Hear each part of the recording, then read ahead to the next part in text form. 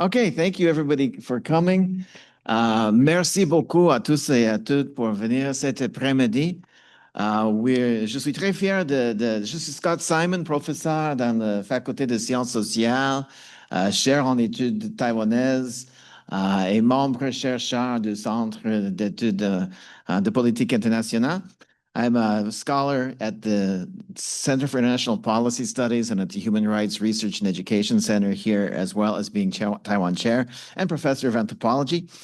I'm very happy to greet everybody here today. The Honorable Mr. Robert Oliphant is here. Thank you very much for coming. We're going to have a talk today. It's called Le rôle des normes internationales et des programmes mondiaux dans la transformation des jeunes combattants en agents uniques de la paix. Je vais commencer avec la connaissance que nous sommes sur le territoire algonquin. C'est une tradition ici à l'université et nous avons développé notre protocole en consultation avec Kiriganzibi. Nous rendons hommage au peuple algonquin, gardien traditionnel de cette terre.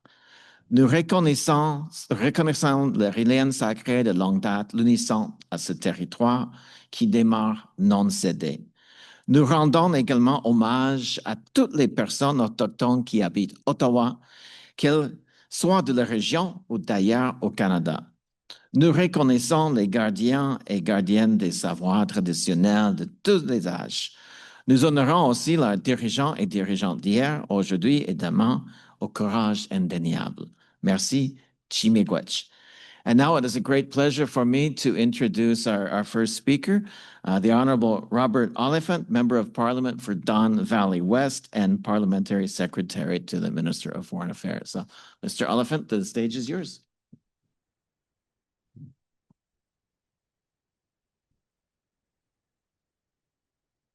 Thank you, Mr. Simon.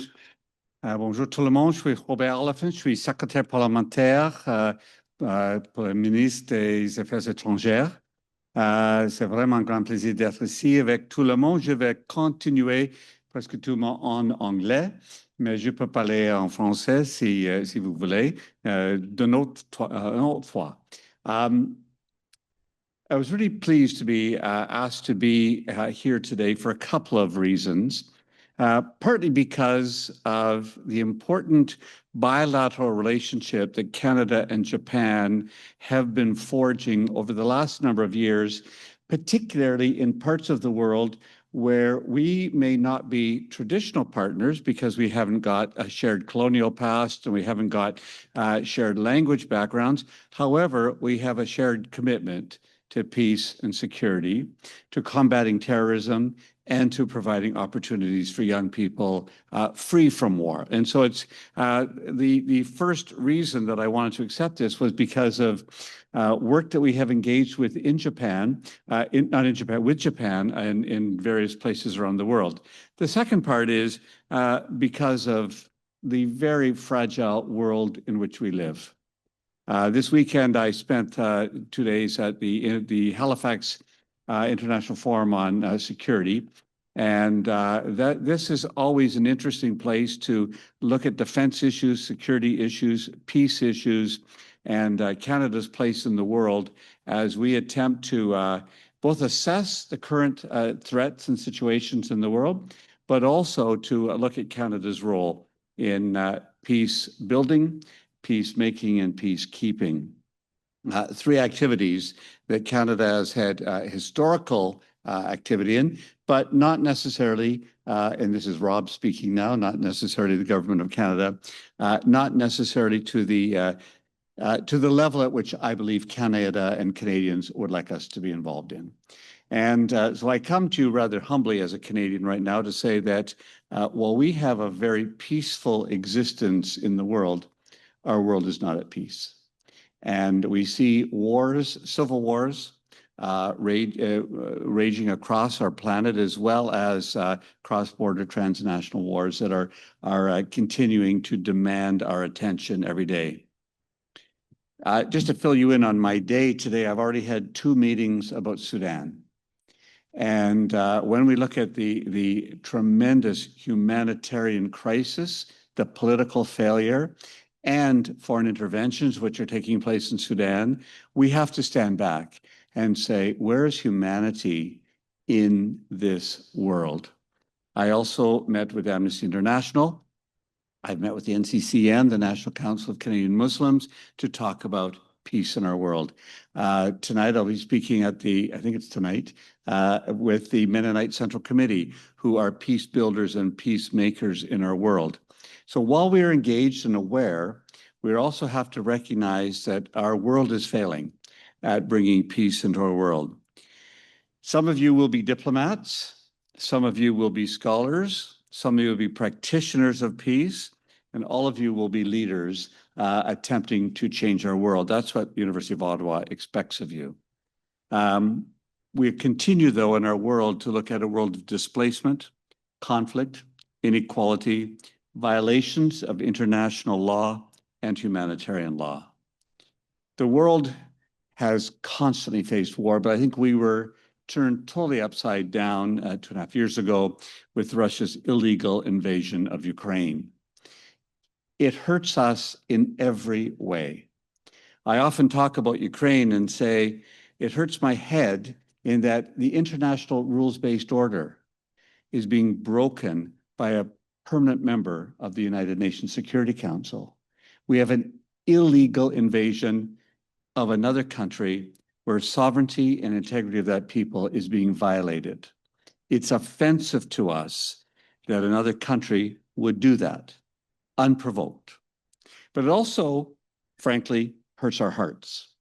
And that's because we have a stake in this with the largest diaspora of Ukrainian people in the world living in Canada. 1.6 million Canadians are of Ukrainian descent. Canada is a country of diaspora nations. And so we will continually be engaged in our world because we have Canadians who care deeply. Maybe only one generation, if that, removed from their homeland, which is in conflict. So we have a heart stake in many conflicts in our world. We also, when it comes to Russia's illegal invasion of Ukraine, hits us in the gut. Most of us look at the globe this way, with Moscow on one end and Ottawa on the other side.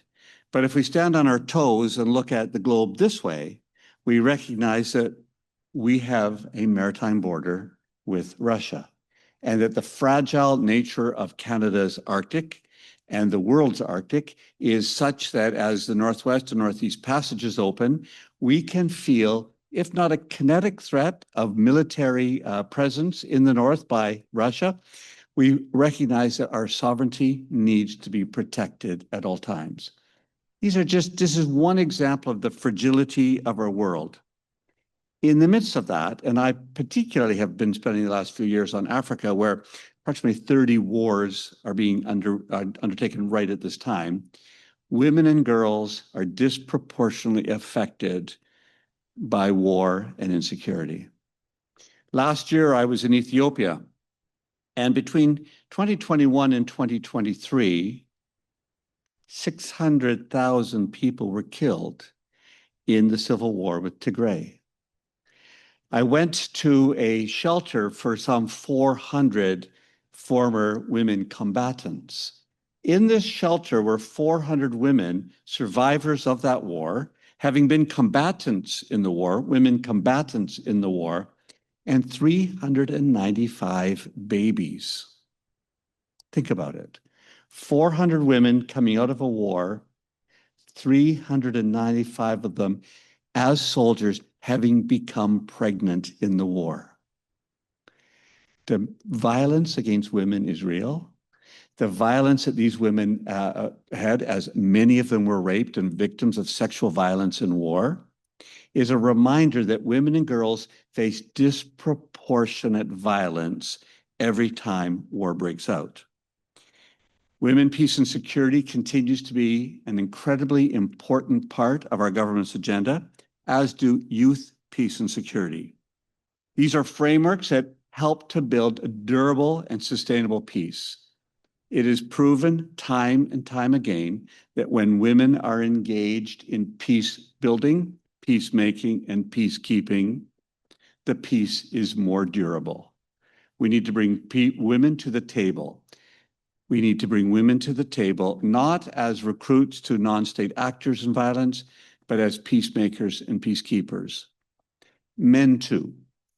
And we continue to say that this is a men's problem as much as a woman's problem, to say that peace building needs to be what we need to engage in as Canadians. Young people are also recruited into non-state actors, into militias, but also as child soldiers with state actors. And Canada continues to fight against the recruitment, the training, and the deployment of child soldiers in our world. I happen to be a great fan, and one of my heroes is former General Romeo Dallaire, and his work on combating child soldiers continues to be in my mind every day. Too many children are recruited into violence, easily susceptible, easily taken into either non-state actors or state actors. So our National Action Plan on Women, Peace and Security has a Foundations for Peace document. It's a comprehensive, coordinated approach, bringing together 10 federal departments, and also establishes a formal role for civil society groups. Civil society voices have never been more important. They will advance gender equality, women's equality, and the rights for women and girls everywhere. And I say this very mindful, and you have followed the news this weekend, of our Prime Minister's statement with respect to the feminist foreign policy, which has been a benchmark of Canadian foreign policy for the last 8 or 9 years. What I need to tell you today is, and I've had discussions with our department today, we are no less committed to gender equality and to ensuring that violence against women and girls, particularly in war and on the battlefield, in the zones around war, are forefront in our conversations, in our dialogues, and in our operations towards peacemaking. We don't do that alone. Canada is committed to working collaboratively. So we work bilaterally with old partners and new partners. When I was in, not the most recent trip to Ethiopia, but a trip maybe 2 trips ago, I met with the Japanese embassy there, who was working on a project with Canada on counter-radicalization for youth, de-radicalization of youth. Some expertise that Canadians had, some expertise the Japanese had, coming together to work bilaterally. We do that with willing partners around the world, whether it's Norwegian or Swiss or German or French, American, even American from time to time, where we gain experience and expertise from others and work bilaterally on projects. Canada is also completely committed to working multilaterally. The UN is a far from perfect organization, but the UN and its organs need to have continually be assessed for their effectiveness, but also continually need to be supported. If we fail to support the UN and its organs and its bodies, our world will be poorer. So Canada will defend it. We'll continue to say we need to have the best instruments, whether it's the UN, international courts, International Criminal Court, or the International Court of Justice, bodies that will continue to fight for not only peace today, but also accountability when war breaks out. So we'll continue to do that through every forum that we're a part of. G7, the G20, opening up, the first G20 ever to be held on African soil, a significant breakthrough. Always working, understanding that African problems demand African solutions. Asian problems demand Asian solutions. But Canada can facilitate, Canada can support, Canada can embody our values that Canadians have told us they want and valued. So we'll work together with G7, G20, with NATO partners, with the OSCE, OECD partners, in all the multilateral fora. Canada is a part of every club that matters. La Francophonie, the Commonwealth, OSCE, ASEAN. We are engaged in partnerships around the world to bring about peace and solidarity with people. Canada can do more. I'll be the first to acknowledge that. Civil society can also step up to the plate. Canada is going through a massive retooling of our defense and security apparatus. It needs your voices. It needs your wisdom and your thoughts to ensure we do that in the right way. We need to keep our NATO commitments, improve our NATO commitments, but do them in such a way where Canadian values of peace, of dignity, of human rights, of international law are always first. And that's what we'll continue to do.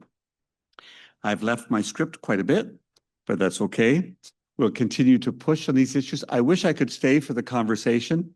I am on what's called house duty, which means I'm in the Parliament building. If anybody asks, I wasn't here. I am AWOL right now, but I really wanted to come to see you, to say hello. My name is Rob Oliphant. I would love to get a report from you after this event. If people have questions for me, unfortunately, I can't take them now. I'm available. You can find me very easily on Parliament Hill in the Valor Building, and I'm always happy, particularly to talk to students and younger people about your aspirations, your goals. You may want to be diplomats, you may want to be soldiers, you may want to be peacekeepers, you may want to be in civil society and international NGOs. I encourage you to explore those opportunities and push Canada to be the best we can be. We don't always make the mark, but I think Canadians want us to make the mark. Thanks very much.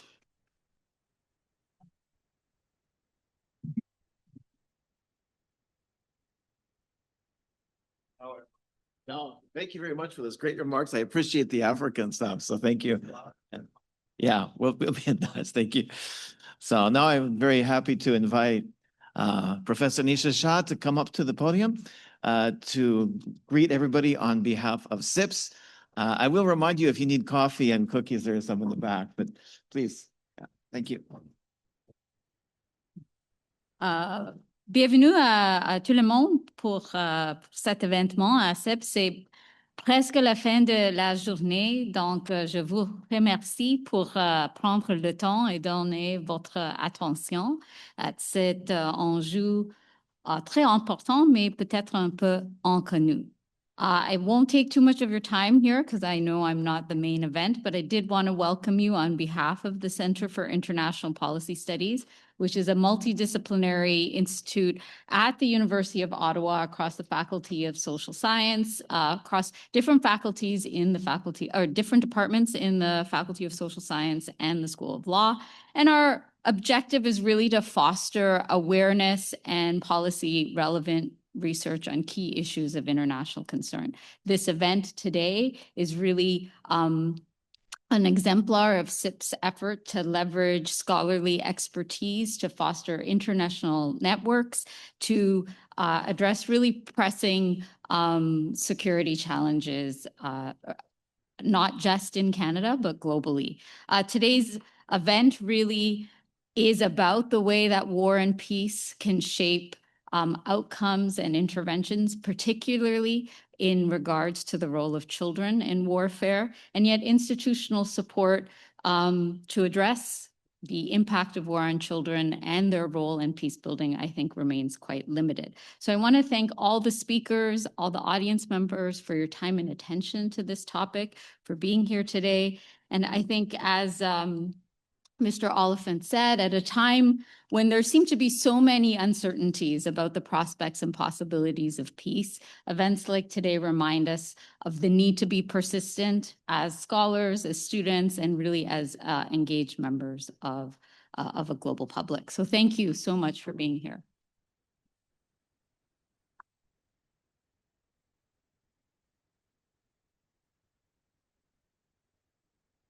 Thank you very much, Professor Shah, for those welcoming remarks. I think we can move into the main part of the program now. We're very lucky because this week was the Halifax Security Forum in Halifax. And that's why everybody is here. That's why Dr. Nagai is here. That's Mr. Oliphant just said he's been there. There are other visitors coming into town from that.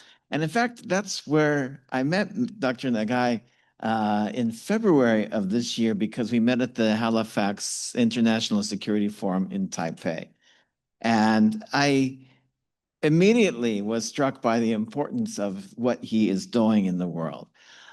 Because as all of our students and professors here, we know we are in a very difficult geopolitical situation. And I think that we are all horrified by the violence that is everywhere in the world. As Mr. Elephant said, across Africa, there are 30 wars. There are many young combatants in that. There is, of course, the situation in Israel-Palestine, which involves a lot of youth as well. And so I think this is very important. Our students feel very helpless right now. They feel as if there's nothing they can do. And that's the main reason why I wanted to support this event, is because I want our students, those that are here, those that are online, and those that will have the opportunity to see videos of this event in the future will be able to see that there's hope. A young person like Dr. Nagai can do something to make a change in the world. And that means that everybody can make a change in the world. It takes strength, it takes courage, it takes perseverance. And he has all of these characteristics. So I will introduce the speakers very briefly, and then we can move on to the main part of the program today, which of course are his comments. So our first speaker is Dr. Nagai Yosuke, who is the Executive Director of ACCEPT International and the founder of the Global Task Force for Youth Combatants. Since 2011, he has led the design and implementation of de-radicalization, reintegration, and rehabilitation programs for disengaged members of non-state armed groups in conflict-affected contexts such as Somalia and Yemen. He's also been involved in Palestine. He holds a PhD in social science from Waseda University, an MA from LSE in London, and there's just so much more that I could say, but it's on the website, and I encourage you to look at it. We will have a few other speakers as well, including professors from the University of Ottawa. So Nisha Shah is here, and Justin Pichet is here from criminology, and also from both of you are from CIPS. So thank you very much for coming. We have also online, we have Ahmed Hamed, who is himself a former armed soldier for the Houthi. He joined that in Yemen when he was 12 years old, and he's going to share his experience. Again, he has escaped along with his family and has received aid and education on solar system installation and other things, but he has some good words for us to share as well. And then in France, Sandra Magnan is an advisor with Plan International and has been working with the task force since 2020. And she's been working on quite a number of things, including a technical note on girls associated with armed forces, the CAFAG program development toolkit, and so forth. So very important in the prevention of child recruitment and collaborating with peacekeeping missions and child protection actors. So having introduced everybody, I think we should just go ahead and welcome Dr. Nagai to the stage for his talk. So thank you very much for coming. Yoroshiku onegai shimasu.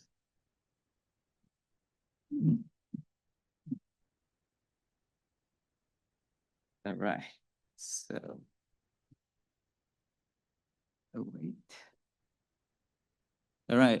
Thank you very much for this great opportunity, and I'm simply very glad to be here. And this is the first time ever for me to come to Ottawa.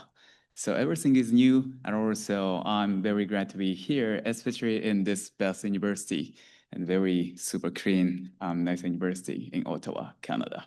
Thank you.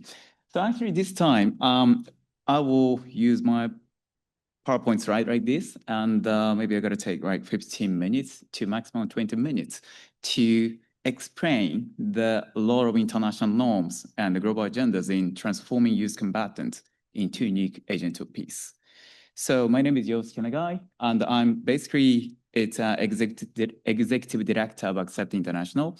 But I can say I am the practitioner in terms of conflict resolution and peace building, especially de-radicalization and also humanitarian negotiations with non-state armed groups and reconciliation, etc., something like that. And at the same time, nowadays I'm working for the establishment of international law, international norms on use associated with non-state armed groups. So that's why nowadays I'm associating with some universities in UK and Japan as well, just to create kind of a draft or just to conduct some research on such hidden young people.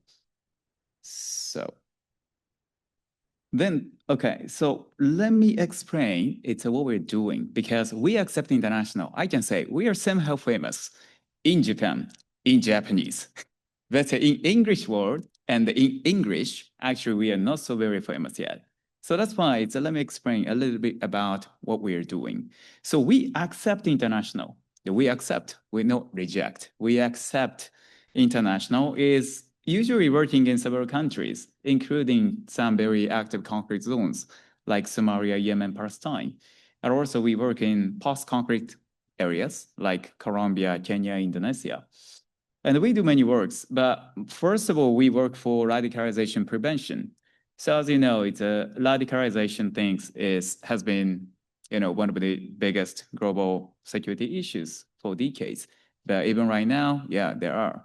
So we do for radicalization prevention first, especially for vulnerable young people in vulnerable places. And at the same time, we support disengagement. We do outreach, and we promote disengagement from non-state armed groups and provide comprehensive rehabilitation, the reintegration support for various types of disengaged combatants. Because regarding disengaged combatants, there are many types of disengaged combatants, from defectors, deserters, in a contested area, like in real front lines, and prisoners, detainees, and former ex-combatants in DDR settings. So there are many types of disengaged combatants, and we provide such kind of work for many types of disengaged combatants.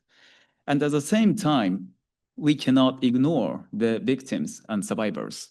So we are doing, at the same time, we are promoting initiatives for victims and survivors, especially IDPs in IDP camps near to the conflict zone, near to the contested area, the front line. And at the same time, last year, we learned the Global Taskforce for Youth Combatants, GTY, for international norm creation on such young people. So actually today, we don't have much time to show many pictures and movies, but this kind of things we are doing. And I am usually working in Somalia and Yemen, and my other colleagues often go to Kenya, Colombia, Indonesia, and literally working inside of special detention centers and the maximum security prisons and reintegration camp, like that. We are literally working inside of such places, and every single day we provide counseling, education, basic education, sometimes religious education seminar with local imam, and vocational trainings, etc. a lot. So we are, working like this. And actually, I started this activity in 2011. At that time, I was a university student in Tokyo, indeed. And there is a long story behind, by the way, because in 2011, as you remember still, we Japan faced a gigantic tsunami, gigantic earthquakes and tsunami. So many people died, and many people in Japan and many people in the world at the time, stood up to Japan and said, do something together to Japan, because they're, Japanese are our good friend. Let's do something. Let's go there. Do disaster, do whatever we can do. It was a really great moment. And even me, I went to that area, disaster area, Tohoku Prefecture, and there's some kind of volunteer works every single week. But at the same time, in 2011, Somalia faced the worst famine. And many, many, many more people died due to civil war and famine. So I saw that create gap. Of course, Japan was terrible at the time, many people died, but how about Somalia? It was a really dangerous area. At the time, some people in the world said Somalia is one of the dangerous country. Don't go area, like this. So then I got somehow radicalized. Okay, so I mean, we all same humans. And if many people cannot do anything to Somalia, I do.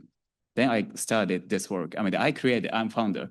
And then already 14 years passed.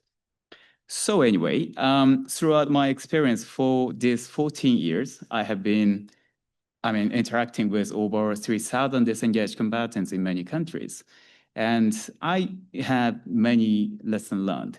And one of the things is, it is absolutely evident that a substantial portion of individuals in non-state armed groups are just young people, like students here indeed.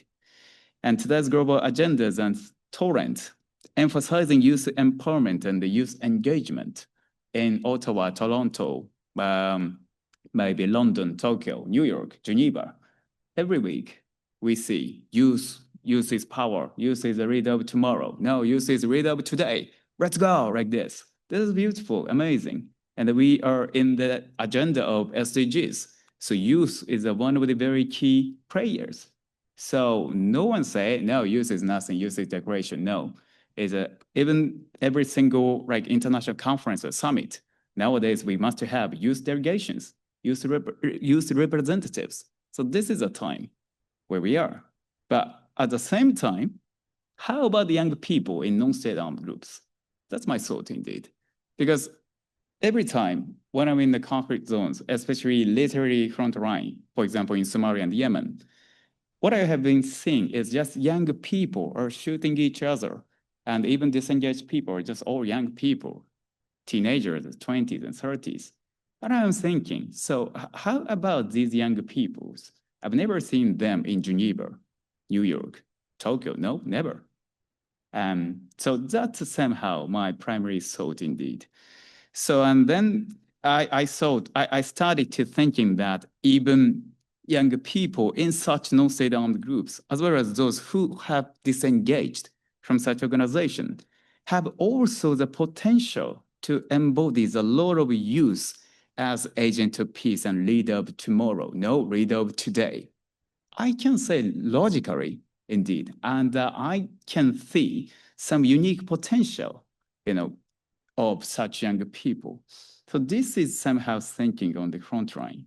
So then in Geneva, in 2023, when I was a visiting fellow at the Geneva Academy of International Humanitarian Law and Human Rights, it's a published one paper, policy paper, and I proposed one new term youth associated with non-state armed groups, YANSAG.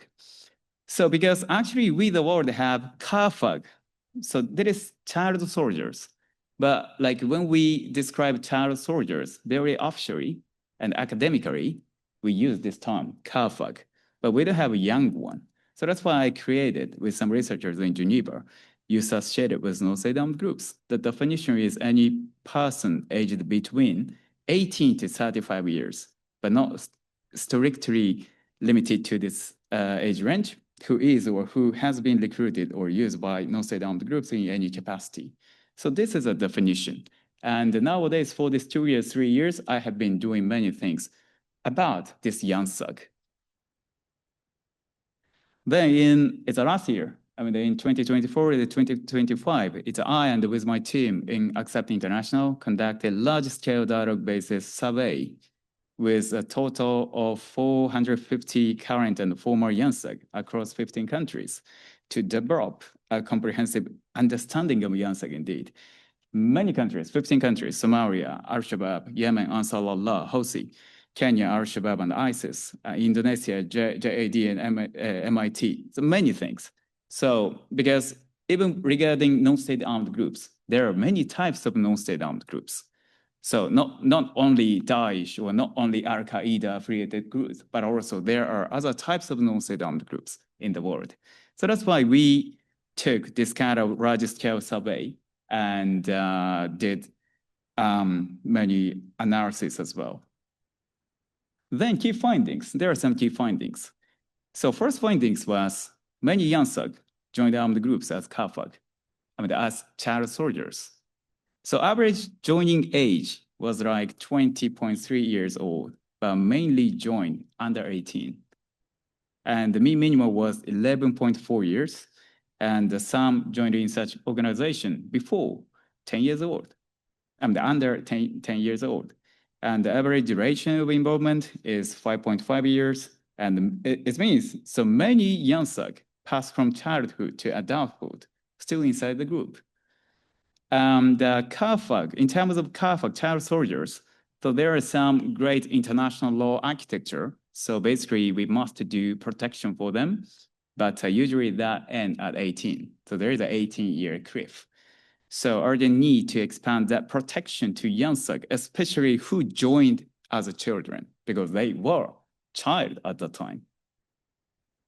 And another one is youth dominate non-state armed groups. So this is somehow very important data, because actually we the world don't have any specific data of population in non-state armed groups. Even some famous non-state organizations like ISIS and Al-Qaeda affiliated groups. But even for such organizations, we have no specific data. But according to themselves, according to YANSAG's own estimate, so they estimate 18 to 29 years in their group is 48%, and the 30 to 35 years old will be like 23%. It means 72% in total of their members of their organization are just young people, 18 to 35. So that is very interesting. So it means non-state armed groups are overwhelmingly youth-driven phenomena. Of course, we have been seeing maybe in the, from the news, global news, or on the YouTube, I don't know, but there are many senior leaders. But except senior leaders, majority, very, very majority of non-state armed groups are just young people. And of course, we cannot forget child soldiers, CAFAG. So CAFAG and the YANSAG, very, very much majority of non-state armed groups population. So this is a real somehow.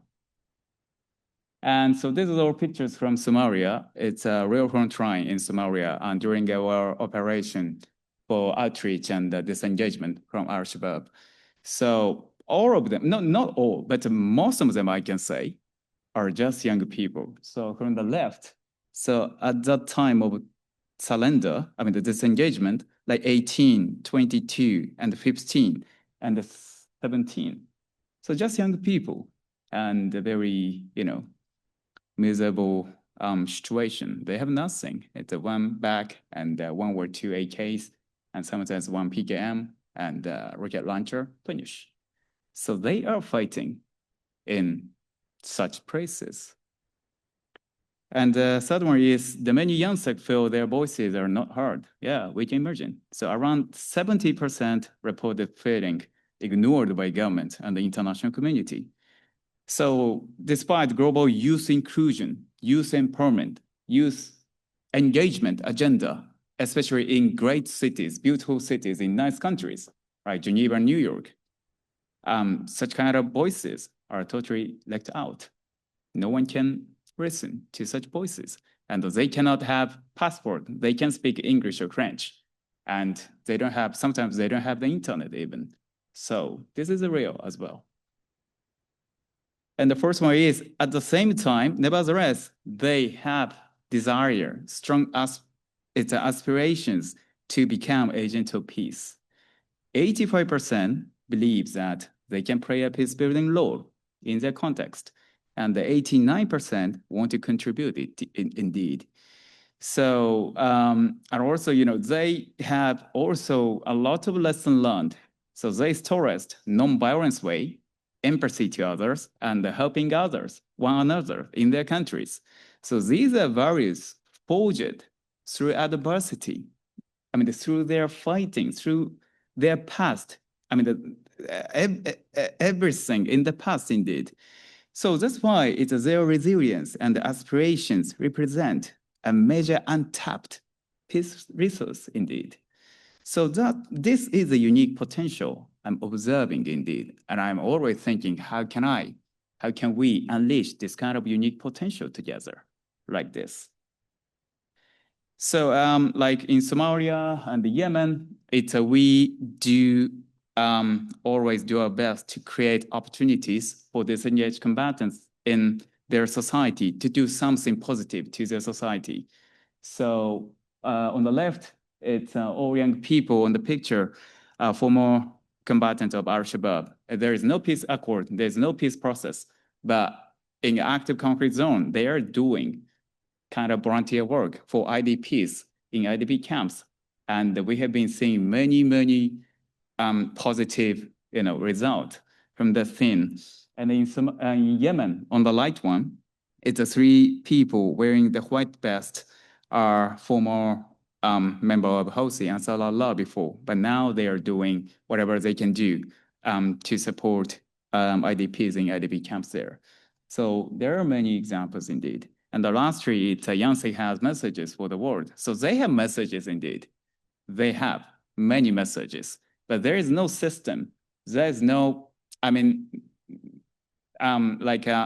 actions, more affirmative actions or more positive actions to listen to such voices and to amplify such voices. So this is also, the issues we have been facing.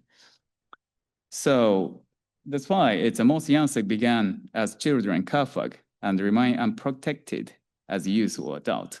And the youth overwhelmingly populate non-state armed groups, and they feel unheard.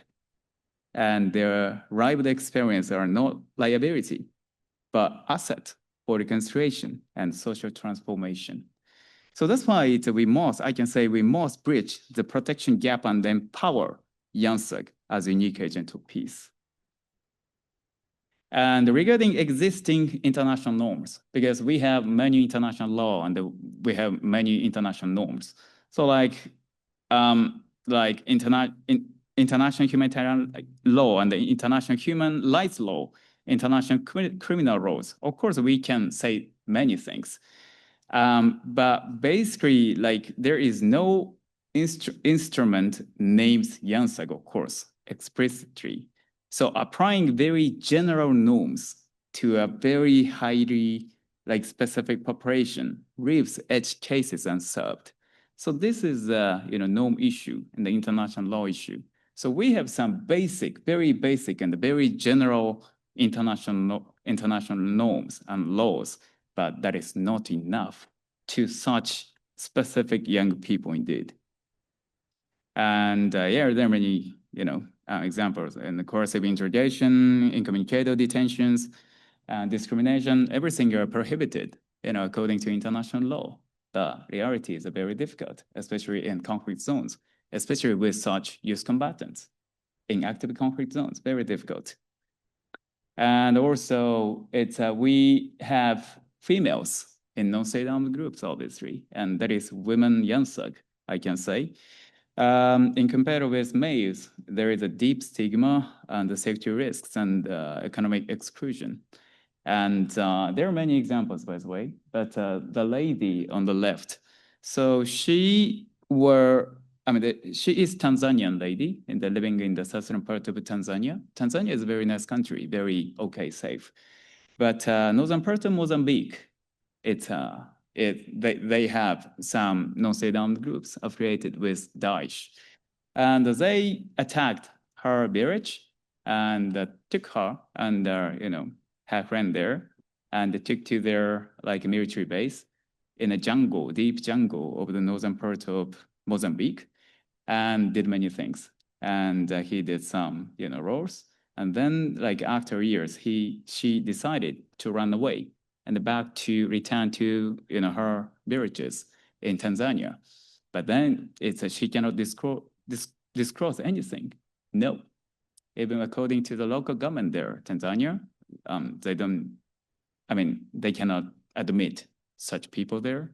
And also in their local community, there is a huge stigma. If you disclose, yeah, I was kidnapped by Daesh affiliated group in Mozambique, and I stayed there for 2 years, and then I ran away anyway. The reality and the reaction from people in local society is very tough. So that's why such females are just unseen in community, in society. So such kind of returnees are also another types of disengaged combatants. Very unseen, but they are there.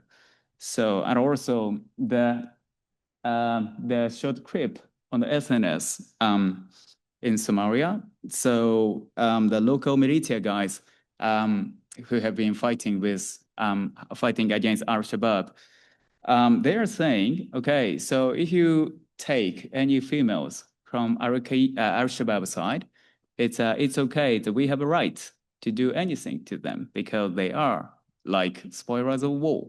So we have a right like this. So such kind of narratives are very much saturated on SNS. This is real, and they are totally unseen and very, very sensitive to talk about. And they are kind of YANSAG as well. So yeah, we must do many things to this kind of YANSAG as well. And lastly, there is, as I said before, there is an 18-year cliff and age uncertainty. So child time association is robustly protected, as I said, because there are some international norms about CAFAG, child soldiers, very beautiful one, architecture. But protection drop at 18, usually. And of course, I'm the design expert, like CRC committee's expert in Geneva. They are saying continuing violation reasonings can, carry child rights considerations into adulthood. But however, on the ground, how can I say? There are many things, but one of the things is nobody's records, indeed. So when I how can I say, do baseline survey for disengaged combatants in Somalia, and also when we did survey in South Sudan and Sudan, such places, many people, told us their date of birth is 1st of January. And wow, great. But in reality, they have no idea. So just 1-1, finish. That's the reality. And even international law about child soldier, and we cannot recruit any children, into national force as well. But they have no ideas because there is no birth record, official one. So that's also somehow reality. And about child soldiers, we have some principles as well, like Paris Principle and the Vancouver Principles. And they recognize many things, but just in short, formal child soldier frame is not enough for YANSAG because YANSAG are just young people. And of course, there is a duplication. There is a, things because YANSAG have, as I mentioned before, it's a many formal child soldiers. But a formal child soldier framework is not enough for YANSAG because they are young generation with agency and they have unique potential. So rather than just protecting them, it is absolutely better to empower them, to unleash their potential at the same time. So this is a uniqueness as well. So yeah, so that's why it's the both protection and empowerment from new perspectives are now required, very much required. And we are on the way to establish such kind of new things from the new perspective together. So now, we don't have any words to YANSAG. Maybe the words we have now is IHL. So, hey, respect international humanitarian law. Don't do this, don't do this, don't do this, like this, finish. But to the CAFAG, child soldiers, maybe we have some other additional words, you're a child, you're a victim, according to law, like this. But how about the YANSAG? We don't have words. So if we can create new words for them, we can do more on the ground. So this is the logic. That's why I am really passionate about creating words, new words for such unseen young people. This journey will be quite long term somehow, but I believe we can craft it together, little by little. Hopefully firstly to recognize and clarify the ambiguous lights of YANSAG, as well as the potential they possess. A new UN Human Rights Council resolution is needed, for example. Then to unleash such potential directly and systematically, further additional norms and framework should be established, including a new UN Security Council resolution, hopefully additional resolution in YPS agenda. For this, various people need to stand up together and take action together. But I believe we can make it together. So thank you very much for listening. Thank you.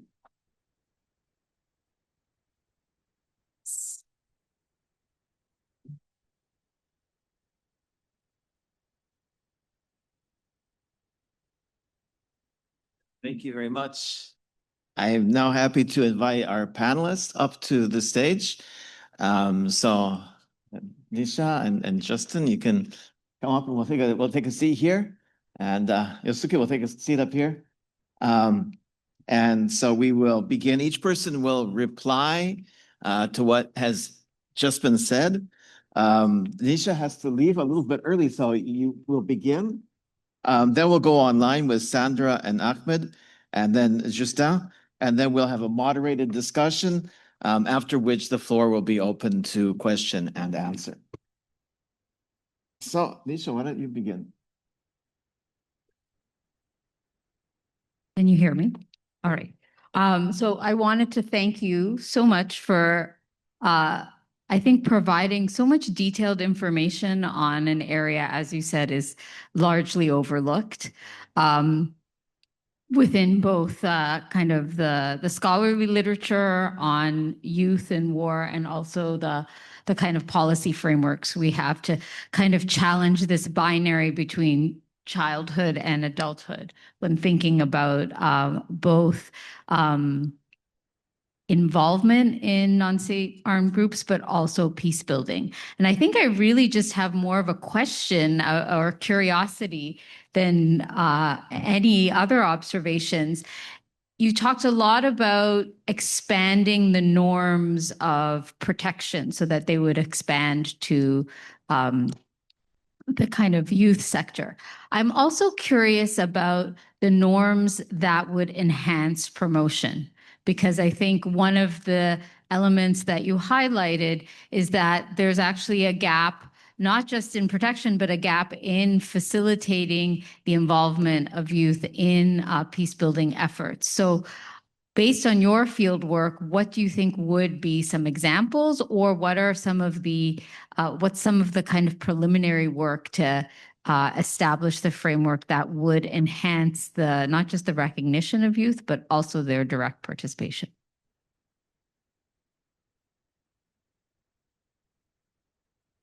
Thank you. Yeah. Yeah, that's somehow complicated, but like, I mean, they are no longer children. So that is somehow very important things, because, you know, if they are just all children under 18 years old, it's somehow easy. I mean, easy to talk and easy to do many things, because according to international law and the international norms existing one, they are just victims. So even the children currently associating with non-state armed groups in active conflict zones, whatever, they are victims. So there are many, you know, approaches that we can take. But if they are, you know, turned over 18 years old, they are no longer children anyway. So they are just young people, and they are just offenders. And they are sometimes just pure combatants of non-state armed groups or designated terrorist organizations. So there are a tremendous number of difficulties to do many things.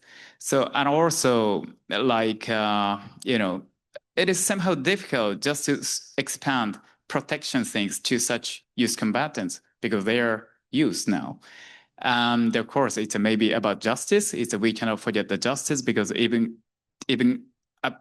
according to the international laws, especially IHL, humanitarian law, it's impunity for some people is also prohibited.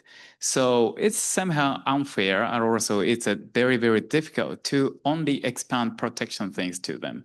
So then I thought many things, and what we can do more to such people. Then I realized, okay, we have youth agenda, youth matters, and the youth is it is important to engage younger people. It is important to empower young people. All right. So how can we integrate such hidden young people into such famous and popular youth agendas? So that's what I'm thinking nowadays. So that's why, and also there no longer children. So there is somehow good and bad. And the good thing is they are young people with agency. They have potential. Of course, every child has potential as well. But the young people over 18 years old, more, have tangible things. So that's why protection and empowerment. If we can combine these two, we can do more. And also, if we can do this both, we can decrease the number of current combatants, and also we can increase the number of peace builders. And given the current situation in the world, the resources are always tough. All UN agencies and all international organizations, all states are nowadays saying, hey, lack of fundings.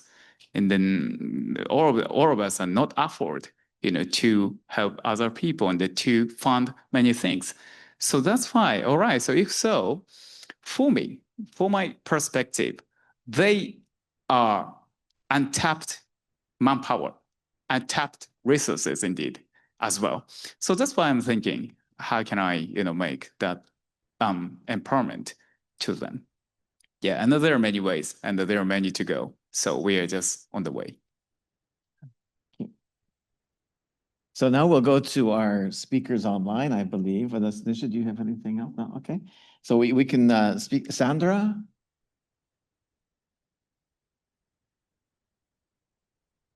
Oh, merci. Yes. Yeah, Hi, everyone. Can you hear me? Yes. Okay. All right. Thank you. Thank you so much for having me. So my name is Sandra Mignon. I work for Plan International Canada. I'm CAFAG advisor, so really specialize in CAFAG. And I'm also the co-lead of the CAFAG task force at the Alliance for Child Protection and Humanitarian Action. So we have started this task force about 5 years ago now, where we have developed a number of resources that I can maybe briefly share with you at the end. So I'll try not to repeat what my predecessors have said. I think a lot of things have been said already. I think what I'd like to say is that, of course, there are a lot of similarities between the situation of children, of CAFAG, and the situation of youth associated with non-state armed groups. As you mentioned, like a lot of them actually were recruited as children, and then they grew up inside the armed group, and then they gradually turn 18.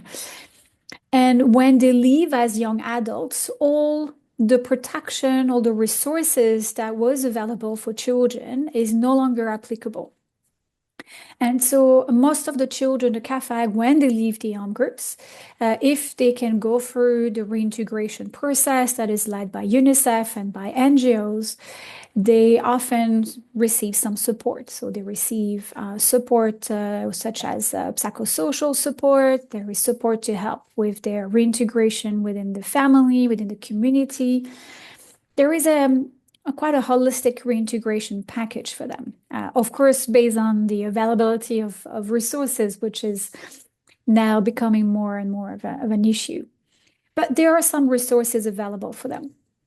But when they leave as young adults, the main option for them is a DDR program. So it's the disarmament, demobilization, and reintegration program when they exist. Obviously, they're not there everywhere. Now, there are some pros and cons, I would say. With the DDR programs, some of them are actually quite interesting in terms of the level of resources. There are more resources to help them start a business, for example, as compared to what children would receive. But what I've seen in few countries is that these DDR programs are also less focused on the psychosocial support, all the community-based approach, the support for their social reintegration. That is usually less of a focus in the DDR program as compared to the reintegration package for CAFAG. And this is what is really lacking. I was recently in Central African Republic, where I conducted a study on the collaboration between peacekeeping mission and child protection actors around the prevention of child recruitment, release, and reintegration. And what I've seen there is that the DDR programs are only applicable for adults. They're not accessible to children. And this DDR program are really designed with security in mind. Like the focus is really much on security. And so the focus is on disarmament, is like the handover of weapons. This is the focus of the country, and less so on the reintegration component, right? So here we see really a gap. And what we see is that actually, it's not because you turn 18 that you don't have that you don't have the same needs anymore. So we see a lot of very similar needs between the CAFAG and the youth. And for example, in terms of medical support, if they have injuries, if they have wounds, we talk also a lot about impairments, addictions. If we look at the situation of girls, they have also sexual and reproductive health needs that need to be taken care of. There is all the psychosocial and mental health component. We have actually some data from for CAFAG from few countries. In countries such as Uganda and DRC, it's 35% of the CAFAG who have signs of post-traumatic stress disorders. If we look at countries like Iraq, it's 50% of the children who have PTSD. It's huge. If you compare it to the rest of the population, these numbers are really high. Now, if we look at Sierra Leone, for example, there, it's 50% of the boys who have signs of depression and anxiety, and it's 70% of the girls who have the same signs. So these numbers are really high. So it's really important to provide this type of psychosocial support for these children. And then when they turn 18, those needs are still there. So I easily imagine that youth have the same needs. Another issue that is often overlooked is the need for support to the transition from a military identity to a civilian identity. When you are, whether a child or a youth, that you've spent years in an environment where these people, the armed groups, they are your family. They make new norms for you. The norms are quite often about violence. The use of violence is normalized, and your entire identity is around the armed group. When they transition back to their community, they need also to make that transition to a civilian identity. And it's not something that happens overnight, right? It's something where you need support to make that transition from military to civilian. Whether they are children or youth, they face a lot of rejection and stigmatization.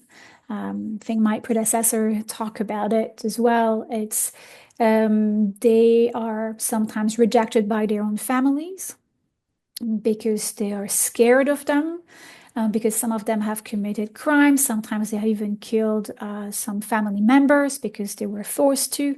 So it's extremely difficult to find, a home when they go back. There are also rejection from the community members. We see a lot of parents who don't want their children or their youth to hang out with them or to get married with them. So as they grow up, and I see a lot of youth facing a lot of issues to just find a partner and rebuild their life, because the stigma from their past life in the armed group is really, stick to them. And it's difficult to really move on from this. Like the community constantly remind them, like, you are this dangerous man. For example, there is a lot of name calling that some of them have shared with me. One of the young adult actually was 18 that I interviewed for my latest research, told me, like, they keep calling me the lion. And in their mouth, it's not a nice thing. It's because they fear that what I can do. And so this kind of thing makes it really hard for them to reintegrate. They also need the same support in terms of education, in terms of support to start a small business, to get an income. All of these needs are very similar. But unfortunately, as I said, the level of support is very different.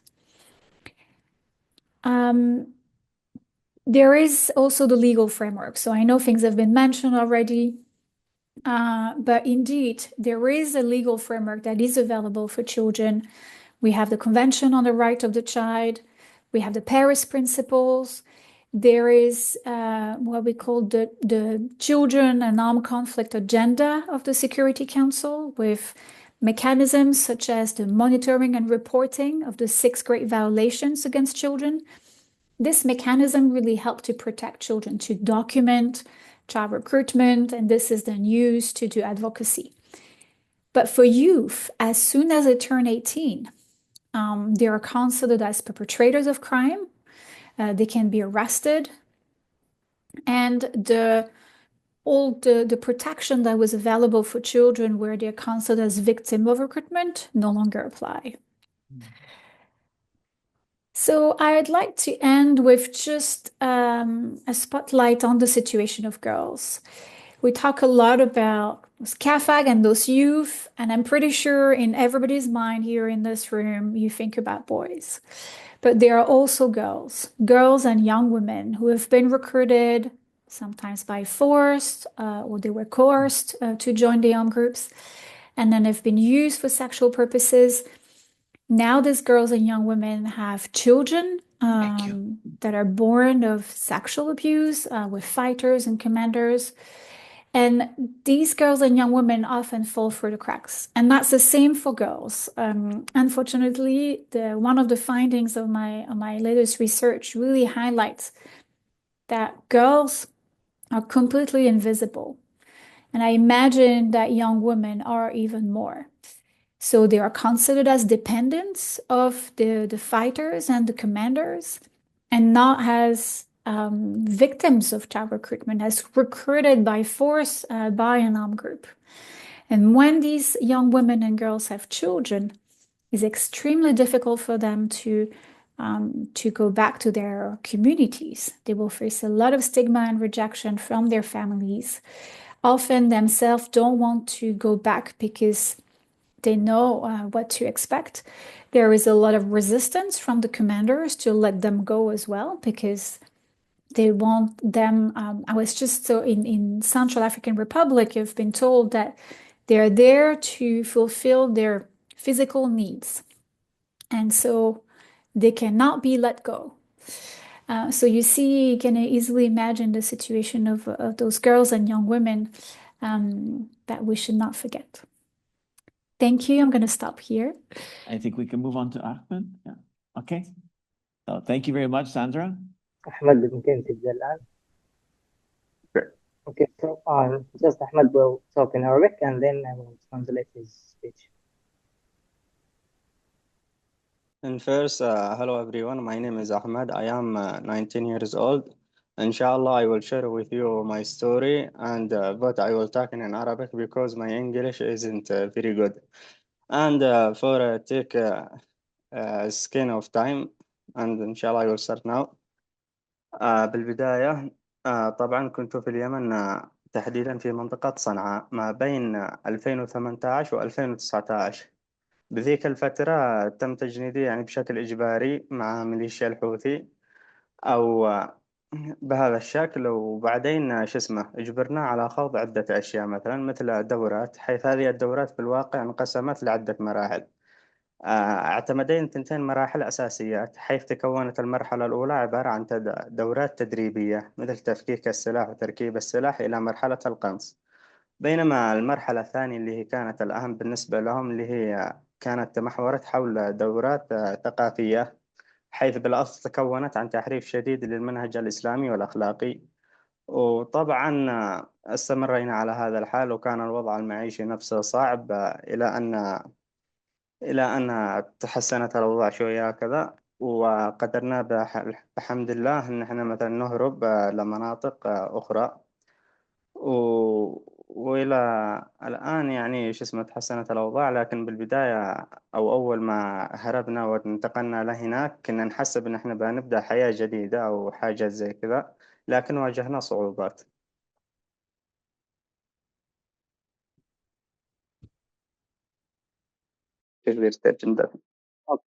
Okay. So Ahmed, as shown in his background in the website, he was possibly subjected to cultural and some weapon training programs by Houthi and Sadallah in northern areas. When he was 12 years old, he was possibly joined with Houthis groups, and they taught them, including Ahmed, how they can use the weapons, how can they shoot on using weapons, and they have some types of weapons such guns, AKs, and snipers. In addition to that, they have some specific cultural lessons to those ones who were recruited by Houthi, which are extreme topics not related to Islamic thoughts and concepts. Then, before they sent Ahmad to the front line, he could escape with his family to IRG areas, which is in the southern areas in Yemen. But also, when he tried to start his new life with his family, he faced a lot of challenges and obstacles and difficulties from the community. They started to say, why did they come to us while they were in Houthi side?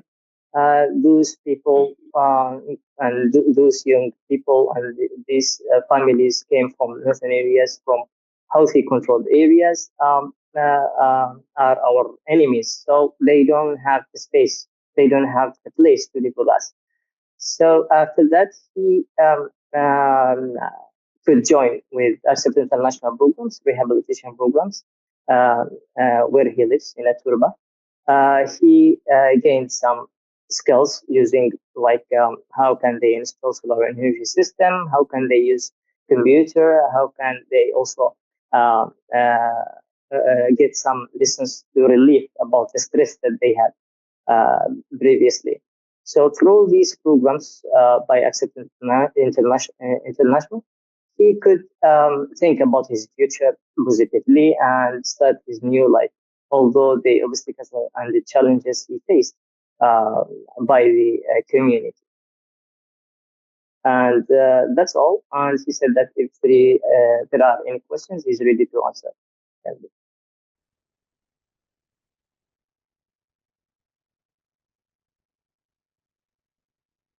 Okay. Is that it? Okay. Yeah, thank you very much. Yeah. Yes, that's it. Yeah. Okay. Okay, thank you very much for your comments, and your English is wonderful. So we'll move on now to Justin. We'll have questions in a few minutes for you, Ahmed. Okay, so thank you very much for coming today to the University of Ottawa to speak with us here on unceded and unsurrendered Algonquin Anishinaabe territory. My name is Justin Piche. I'm a full prof in Department of Criminology here at the University of Ottawa. I've been doing research for some 20 years now on imprisonment and alternatives to incarceration. So I'm coming to this space from a place of humility and a place where I'm learning, and I think we'll continue to learn for the rest of this session today. So I do have a few questions, but I'll just make a few remarks. I think the work that you've done and that you're doing shows us the degree to which human nature is one in which we continually change, and there's a possibility for that change to go in various directions. And I think, at least in the context of the work that I do on criminalization and imprisonment, the change comes when material conditions change and support is there, that there's connections to move forward in a good way. And people are more than what they've been labeled. People are more than threats or victims or whatnot. It's very complex, and given the work you do, I think we can see that change can come in some unexpected places. I guess I may be starting the question period a bit early here, but I do have a series of questions for you as I was listening. And first, I wanted to get a better sense of how you've come to this work and what's motivated you and what ultimately gave you the opportunity to engage in these settings, if you will, and where do you do this work? Like, I'm assuming some of this work happens in prisons or happens in sites of confinement. So I have a number of questions around that, but I just wanted to kind of get a bit more context before I comment further. Yeah, thank you very much for your listening and the great questions. So actually, yeah, I mean, there are some drivers for me, I mean, to start this kind of work. But like originally, like as I mentioned at the beginning of my presentation, when I started this kind of work was 2011, and at that time, as I explained before, Somalia faced the worst famine. And so that's why originally at that time, my motivation was, okay, so how can I stop this famine? And how can I help the people starving there? And at that time, I was nothing. And, I just contacted with many people and the professors and the Japanese organization there, and ask them, like, what we can do now and what Japanese people can do now to help people in Somalia. And then I did some small things as a student.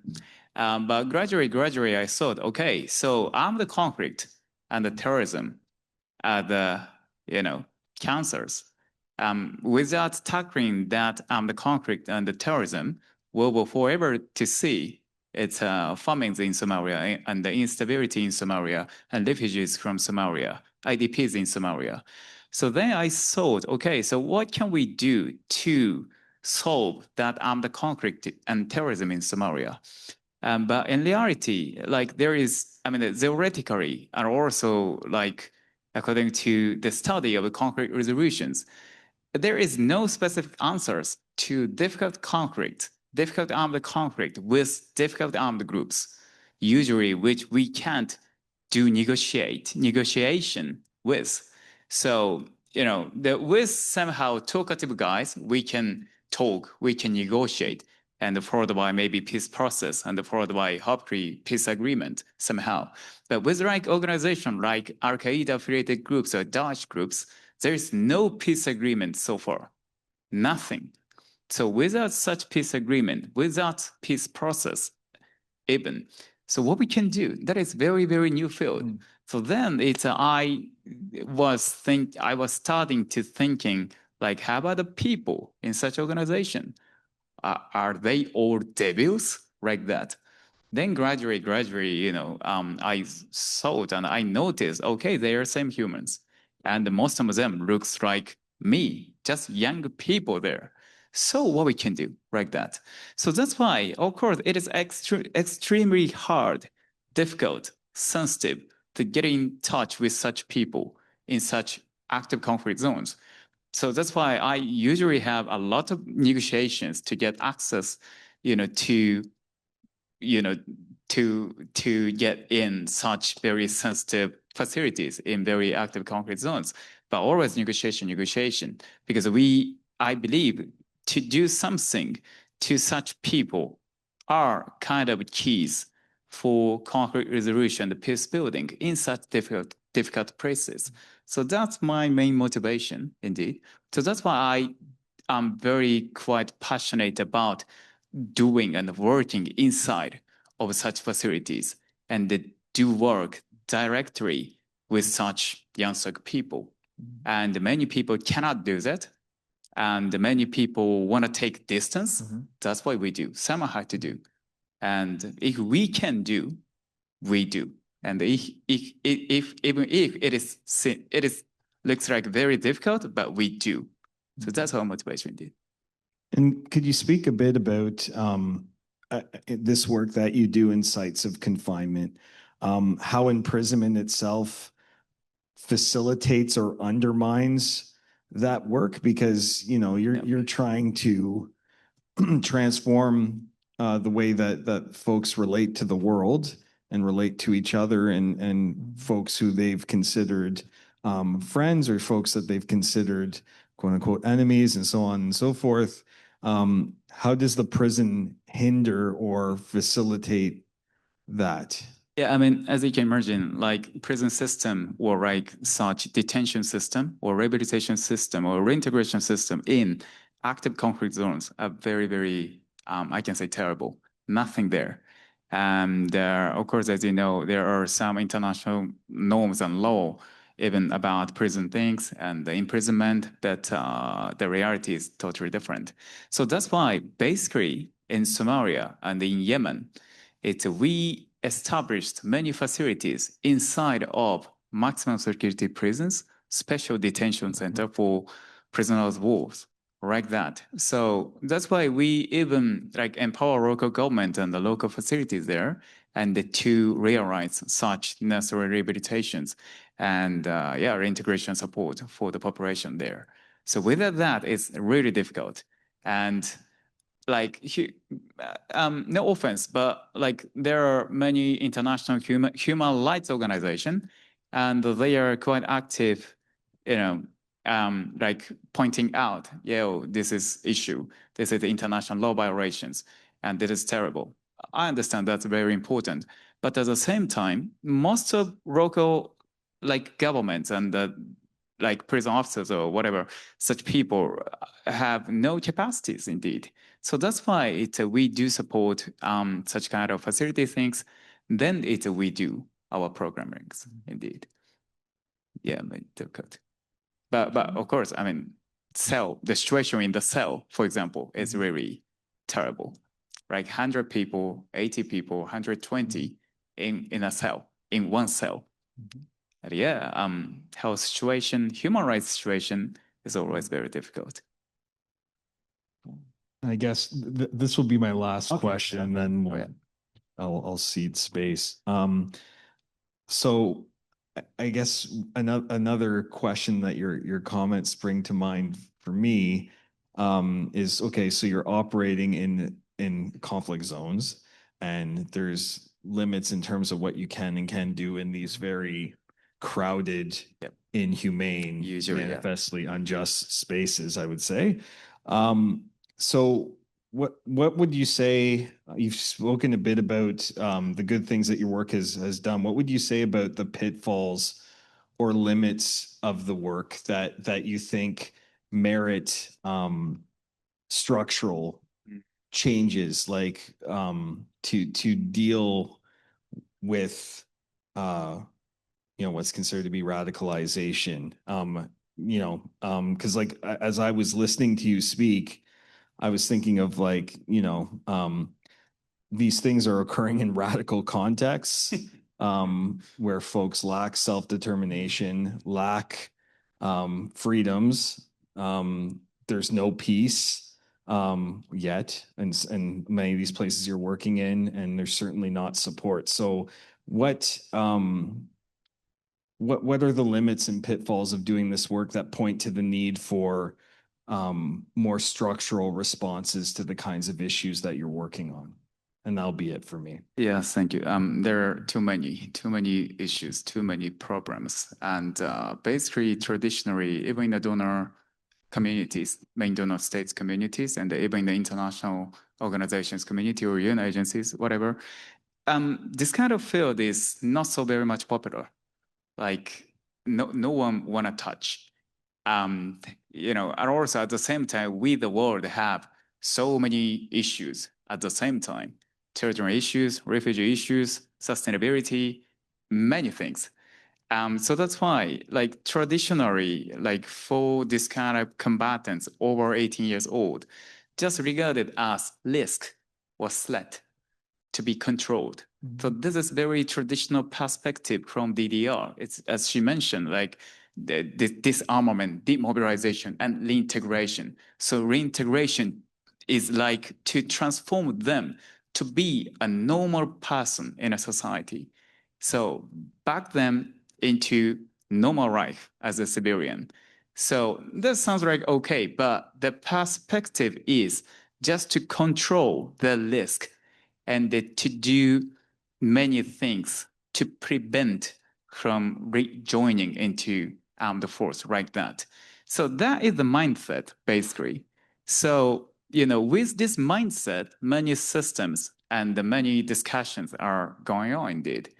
So that's why it's, as I said, many issues. But one of the key things is to create new values, new ideas from different perspective. And that is one of the example is, okay, so look at their age. Most of them are just younger people. And we have youth agendas in New York. And we have amazing, like many campaigns or whatever, the youth empowerment, youth engagement. Okay, so what we can say through such agendas, through such perspective to that younger people, that is trying to create new values, new ideas from different, perspective. So, and to, change that mindset. Maybe that mindset is somehow important, but okay, so why don't we have another mindset at the same time? Then maybe we can see something new together, right? That. So, but so far, that mindset is very, very dominating.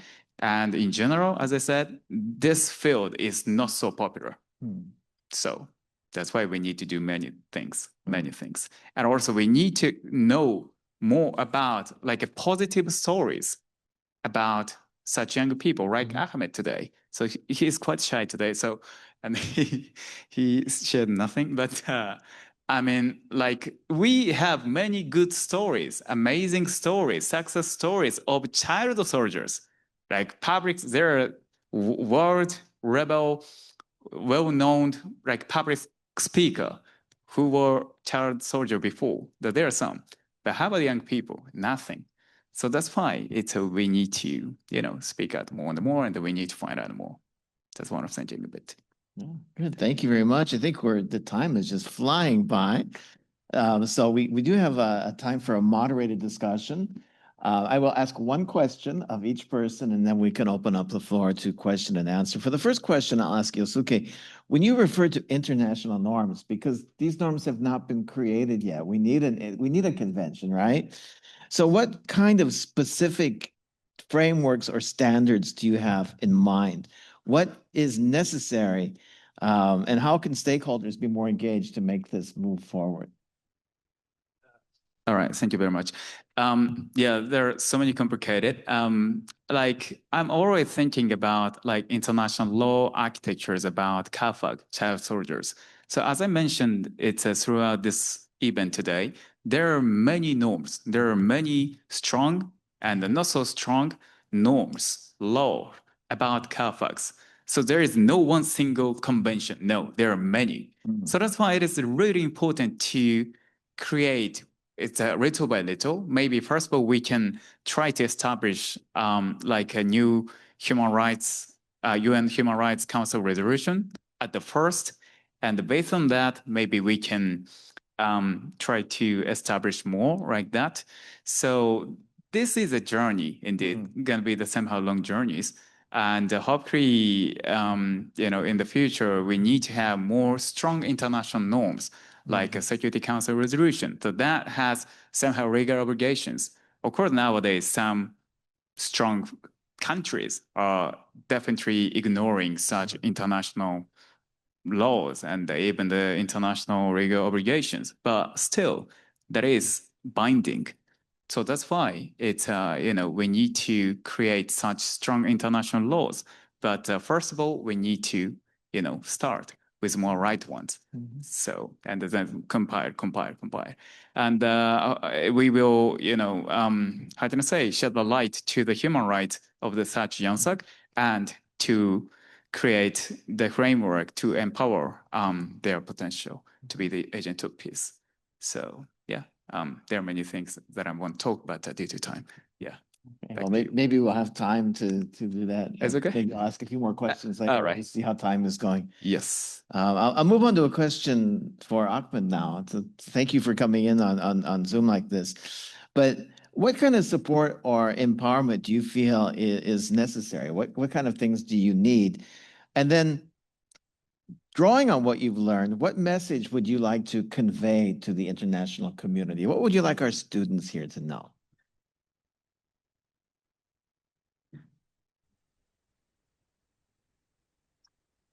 تكلم. اوكي. بس عن ايش السؤال اتكلم عنه؟ ايش السؤال؟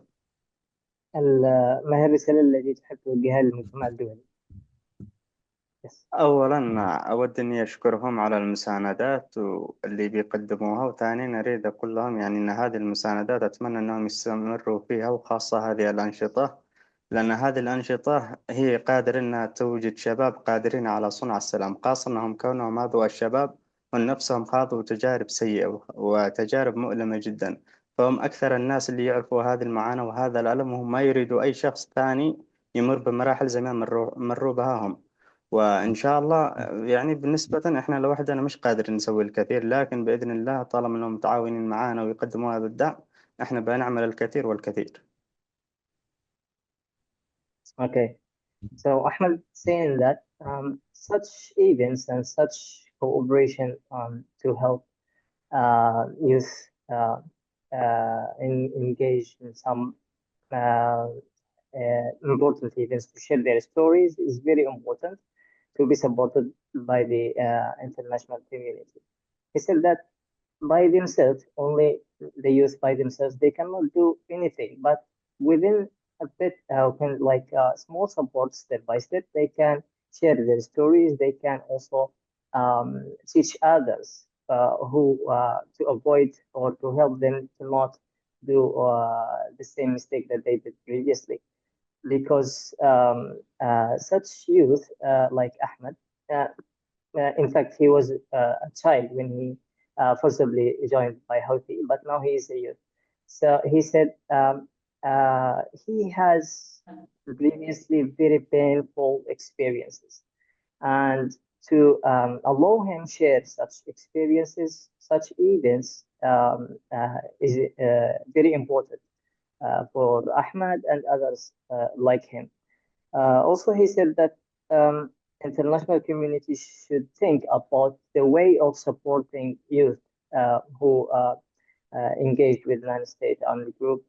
There are many topics and needs for those youth, but in short, he said like they need the psychological and social support. They need to connect them with international networks for other non-state group youth who engaged previously, to share and exchange the experiences from each other. Also to make them be able to talk, to share in a very safe space, whatever or wherever it will be. The most important thing that he mentioned also, such young people need to get support in other fields, like to know more about the practical empowerment, what they should to learn, what they should to be trained with. He shared some ideas like giving a leadership workshops to give them some topics about mediation, about the awareness of extremism in the community, so that they can gain their confidence again and depend and rely on themselves. Thank you. Thank you. So I'll ask a question now of Justin. I think that, I see parallels between the work that you do, because you're working with people who are detained very often, and you're dealing with people who have been stigmatized because of something that they've done, but yet you both see hope in how these people can be made into agents of change and bring positive things to the world. So I wanted to ask Justin, if you've heard this talk here, do you think you have any insights from your research or from criminology that can be used to support these young people? And what kind of insights or lessons from what you have done can be shared about how there can be reforms in policy or the establishment of international norms for these people? Okay. I mean, I have a few thoughts. Now, the first thing I'd want to do, for instance, is challenge the idea that it's just young people that can be agents of change. In criminology, and particularly the desistance literature, folks often age out of things, of problematic behaviors. Of course, that also depends on changes in circumstances as well. But I think that I can understand, putting forward, we're talking about young people here, we're talking about children here. It's perhaps more palatable to think about who can change and who can't in that way. But I would challenge the idea that not to say that you advance this idea, but the commonly held idea that folks who are engaged in criminalized behavior for a long period of time can't change. That the literature shows that's not the case. People can and do change over their entire lives. And in my view, no one's disposable. One area where I'd point to, but again, we're not talking about the same things here, but often in terms of when we think about, like, when I ask my class, like, who are the people that absolutely need to be in prison forever, right? And I can ask you that question. I can imagine what's popping in your brain because the same thing's popping into mine. Often when I'm in my classes, some folks will say, well, people who engage in sexual harm, right? And in particular against children. And that is abhorrent. I don't think any of us could contest that or wouldn't support the idea that it is abhorrent. But when we look at, for instance, literature around circles of support and accountability, and we have one here in Ottawa, COSA Ottawa, they work with people post-sentence, folks who voluntarily take the program when they come out of prison. They're coming out into the community and they're seeking support because oftentimes when they come out of prison, you'll see their names in the news, like so-and-so is out in your neighborhood and, watch out for this person. And sometimes those folks sign up for this program called COSA and they're surrounded by, a committee of 6 to 10 people who are there to meet with them all the time and hold them accountable for their actions but also like build relationships with them, because otherwise they go underground, and going underground does not lead to good things. That program, I just saw it here. I was reading it, waiting ahead of this event. 88% reductions in recidivism. Like, and think about that. We think that folks who engage in those acts are irredeemable.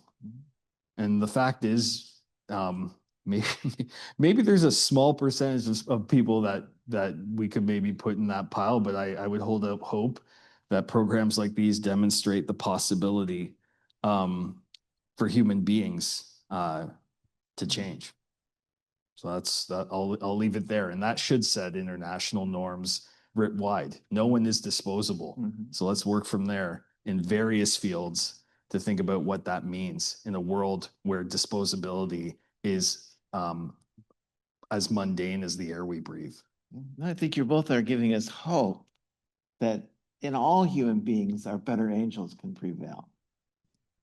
So thank you for that message. I think we'll now open up for any questions from the floor.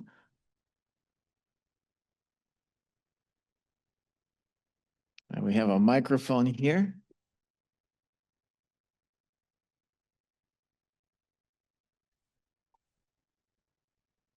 Oh, there's some questions on the chat, maybe. Yeah, in the Q&A.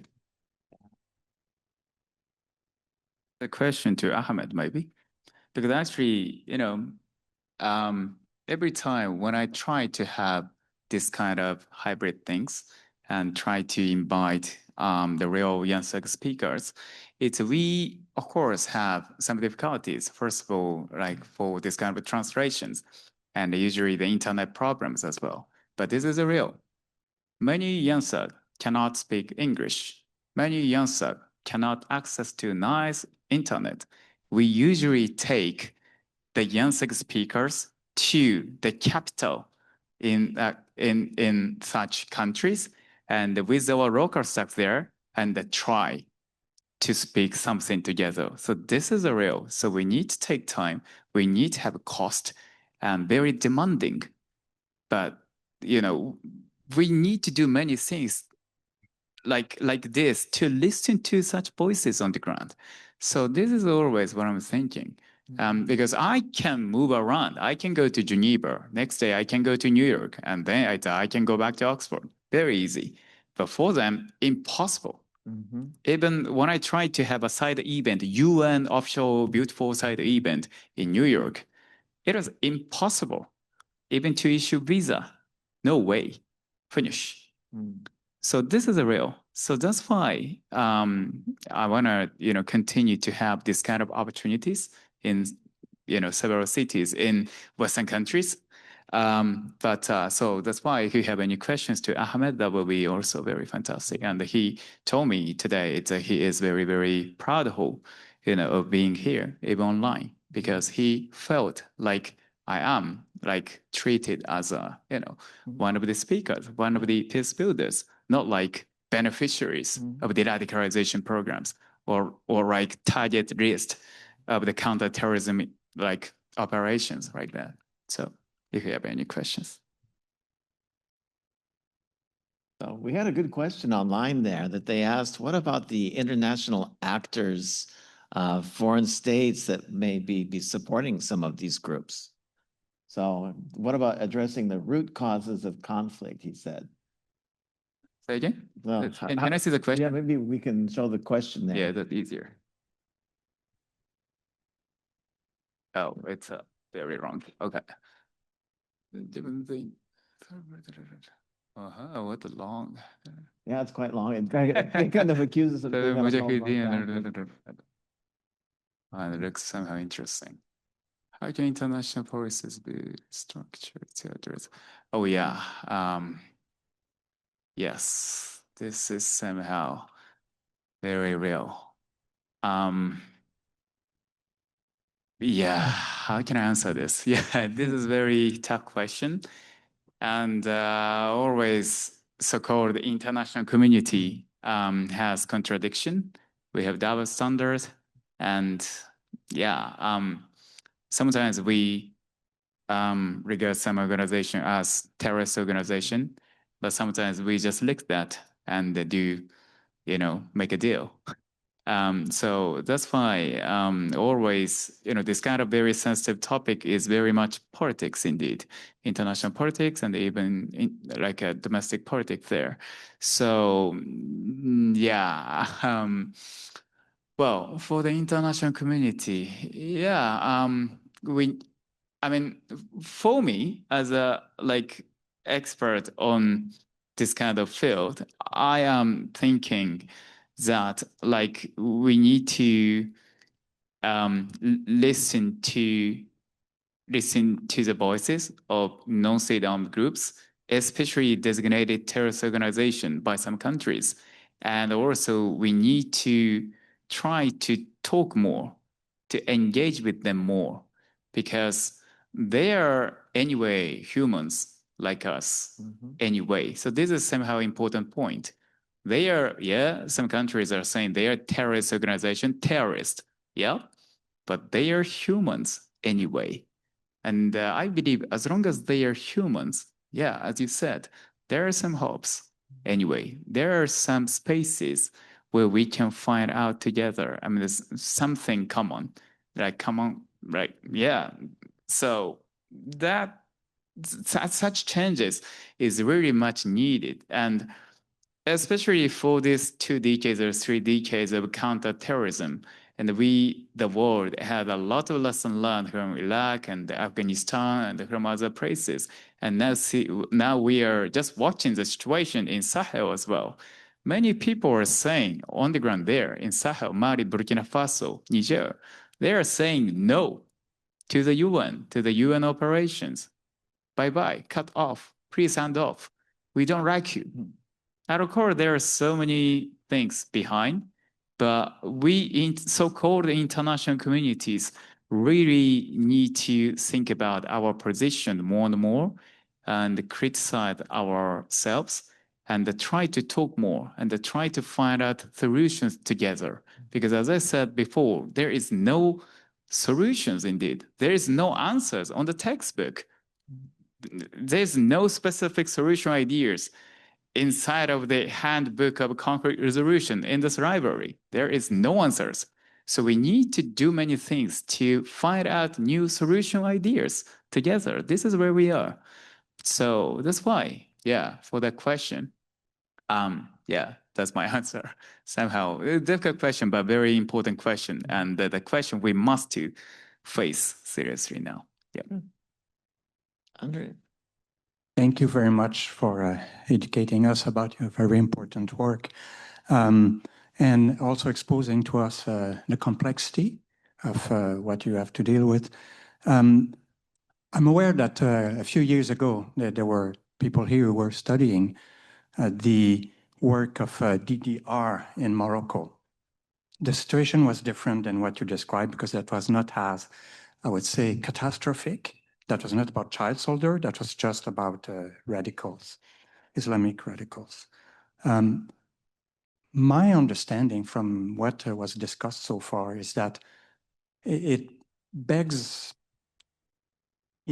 so difficult to understand why governments, even in the case you just mentioned in Mali and Niger, that de-radicalization of young people is such an investment in the future of a country that I don't understand why governments would not, try to really support the effort of organizations like yours.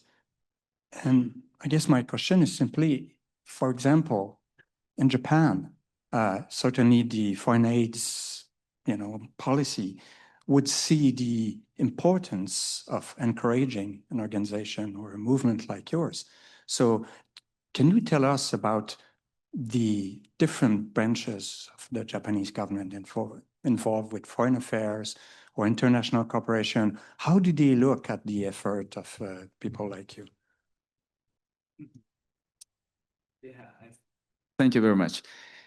Yeah, I can say, first of all, the Japanese government is nowadays finally admiring our work.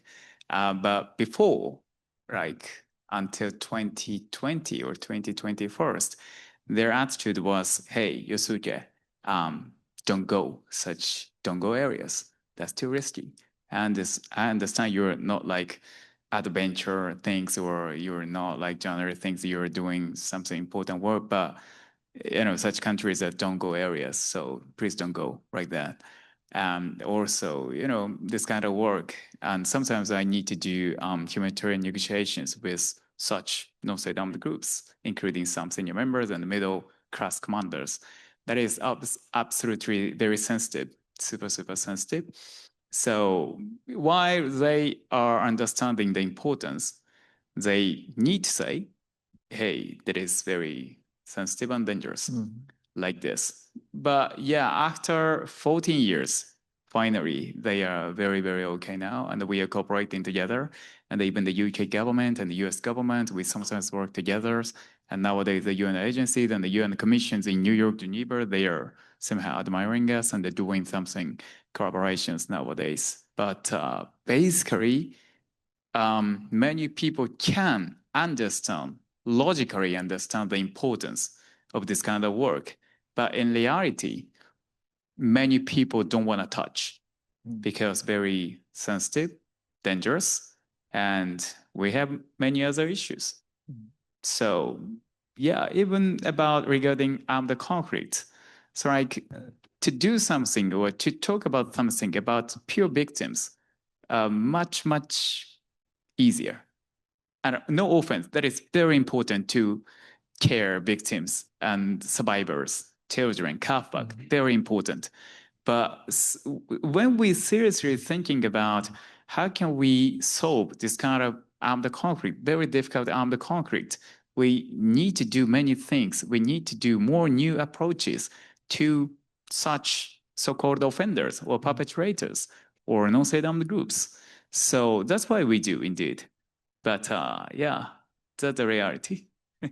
Now, I don't want to give, I would not dare to suggest or give you advice, but certainly what strikes me is that, yes, the offenders actually are victims. And I really hope that you'll be successful in making people understand that. I mean, to imagine that a child soldier would transition to adulthood and not be marked for many years, by the trauma that he experienced in killing other people. I do hope that you succeed in making people understand that, the tragedy that people experience and on being in both sides of the violence, basically. Because people who become a child soldier, of course, they are offenders, but at the same time, they suffer themselves horrific violence. Everything that I've read about this is talking, it's, both sides. So I really hope you can succeed in making people realize that those people who reach adulthood have not completely, their innocence, in other words, has not vanished totally. So I hope, yeah. Yeah, they never had a chance for innocence. So I think we're going to have other questions after we close, because I know there are two people there that have some questions. Maybe we can have some discussions afterwards, if that's okay. But I want to just say that maybe each one of you, and we can begin with Ahmed and then Justin and Yosuke, just in 30 seconds or less, would you have any final words to give to our audience and to our students? So Ahmed, just a few final words. أحمد شارك، طلب منك تشارك إذا كان معك أي كلمات أخيرة للجمهور أو للحاضرين في يوسف كيسان. شارك أي رسالة يمكن أن توصلها. Yes. أولا أريد أشكرهم كامل على وجودهم وعلى إنصاتهم لي وعلى استضافتهم لي، يعني هذا الشيء يجعلني جدا سعيد وأشكرهم على هذا الشيء. وأشكر حتى سيدنا جاي على كل شيء سواه وش اسمه. فإذا كان هناك يعني شيء أخير أريد أتكلم عنه فراح يكون أولا الدعم النفسي والمجتمعي، هذا يعني شيء جدا ساعدنا وأتمنى أنهم يستمروا فيه. وإذا هناك أي شيء آخر إن شاء الله فأنا مستعد إني أكون متواجد وأساعدهم بأي شيء، حتى لو كان سواء كان بعيد أو قريب أو كان صغير أو كبير. فمشكورين وموفقين بإذن الله. Okay, so Ahmed is sharing his appreciation and thanks to all of you, and in particular to Mr. Yusuf Nagai, because of the so long support and help to Ahmed and others like Ahmed as well. He said that he's totally happy of being here today and sharing some words, even if they are short, because he's for the first time for him to join such important event, but he is gaining some confidence to be more comfortable in the future. And if there are any other opportunities for him to attend even online or in person, he will be ready for sure. And additionally, he said that now he's learning English to be very okay in speaking English and writing and listening and replying to the specific questions like today. Not giving a hand or be helped by translator like me today. So thank you so much, and he's willing to see you again by any chance. Shukran. That's it. Justin. No, I want to thank you all for this opportunity to share space with you today, and learned a lot. I guess I would just return to the main thing I've been saying for most of my remarks, is that people can change, and they often do. But I would also point to the need for circumstances to change as well. And we'd be better off in a direction where to the extent that we can and the international community can leverage peace, that would be preferable than having to do these kinds of interventions in conflict zones that continue to reverberate and continue to cause vast harm to people. And we can look at past peace processes and outcomes of folks that were said to be irredeemable on both sides, say in the context of Northern Ireland, for instance, for examples of changes that are possible, that are, maybe imperfect, but that are still better than the alternative of never-ending bloodshed. Thank you. Thank you very much. Actually, I took that a lot today. So that's reminding. But again, it is quite important to speak about more this kind of people, YANSAG, because this term is quite new in compared with CAFAG. So that's why, of course, on my side, I will definitely continue to do my best to speak about this kind of people, even academia, and even the practice, and even the policy-making places like in Geneva and New York. And, sometimes someone needs to stand up, someone has to take actions. And this journey is not very easy one. This is very hard. That one of the hardest one. I know that. Then why do? So hopefully, like Canadian people is very, I don't say always standing on like human rights or international peace something. So that's why hopefully like in cooperation with Canada and the Canadian people and even the people in the university can work together and cooperate together to find out new things together. So that's why I'm coming here and very glad to be here today and very, very excited now. Thank you very much for your time. Thank you very much. Well, thank you very much, everybody. I think that this event can bring us some hope for mutual respect and love and peace and human rights. So thank you for that and for coming from so far away and making this trip to Ottawa. It's your first trip to Ottawa. And I would encourage everybody, there's some things in the back that you can take for your dessert tonight or your breakfast tomorrow. So please do take some with you. And thank you all for being here. Merci beaucoup. Kichi miigwech.